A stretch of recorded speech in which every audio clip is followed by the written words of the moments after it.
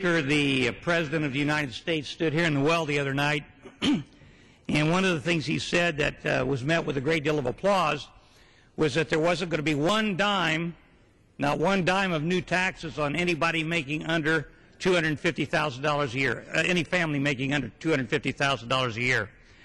And yet what was omitted from his talk was the cost to every single person because of a tax increase that's kind of hidden.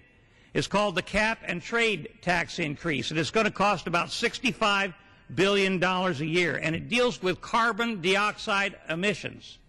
Every time we use coal or gas or any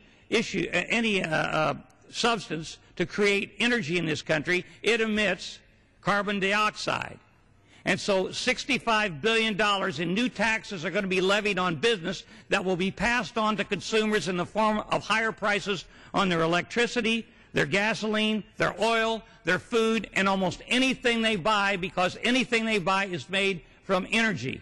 And the energy in this country is going to be taxed up to $65 billion a year with this cap and trade tax that the President's got in his budget. The American people simply don't realize that.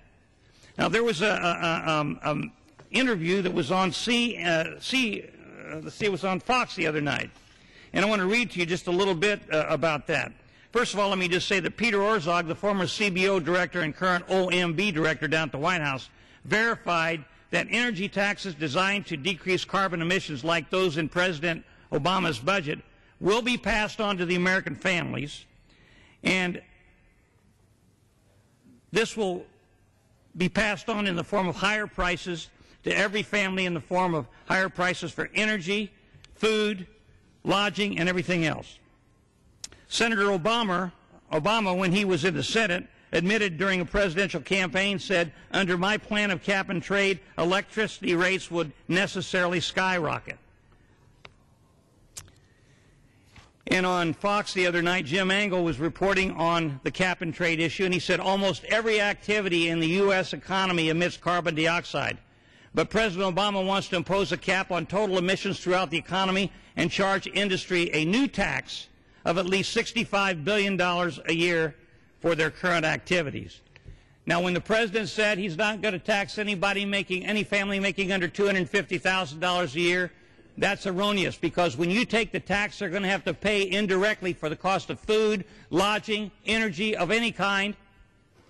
It's going to result in thousands and thousands of dollars to every family. When you turn on your lights in your house, when this budget is passed, you will be paying much more money for your electricity. When you buy gasoline at the pump, you're going to pay more for your gasoline.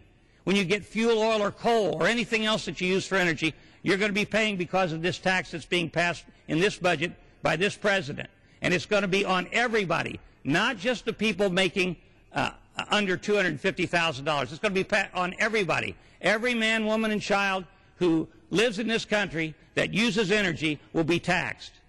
And I think the American people need to know that. That's why I'm down here on the floor, because when they say they're not going to raise your taxes, and that everybody making under $250,000 is not going to pay one dime more in taxes, they're not telling you the whole story. You are going to pay more in taxes, and you're going to pay through the nose. I yield back to balance my time. The gentleman yields back his time. For what purpose does the gentlelady from Nevada rise? I rise to address the House for 5 minutes. Without objection.